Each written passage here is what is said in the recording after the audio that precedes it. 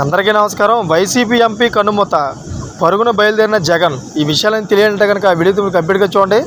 అప్పుడే మీకు complete information ఏంటో అర్థమవుతుంది. అదేవిధంగా చాలామంది వీడియో చూస్తారు కానీ లైక్ అని కామెంట్ చేయట్లేదు. దయచేసి లైక్ అని కామెంట్ చేయండి. లైక్ అని కామెంట్ చేయడం వల్ల ఈ విషయాలని మనం చాలామందికి తెలియజేసిన వాళ్ళు అవుతాం. అదేవిధంగా వైసీపీ ఎంపీ ఎలా చనిపోయారో కూడా మనం పూర్తిగా తెలుసుకునే వాళ్ళు అవుతాం. ఇంకా లేట్ చేయకుండా వెళ్ళిపోదాం.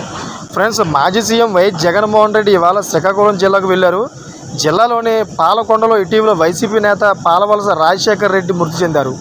అయితే ఈ నేపథ్యంలో ఆయన కుటుంబాన్ని వైఎస్ జగన్ పరామర్శించనున్నారు. ఈరోజు ఉదయం 11 గంటలకు వైఎస్ జగన్ తాడేపల్లిలోని తన నివాసం నుంచి హెలికాప్టర్లో బయలుదేరి మధ్యాహ్నం 2 గంటల పాలకొండ చేరుకున్నారు.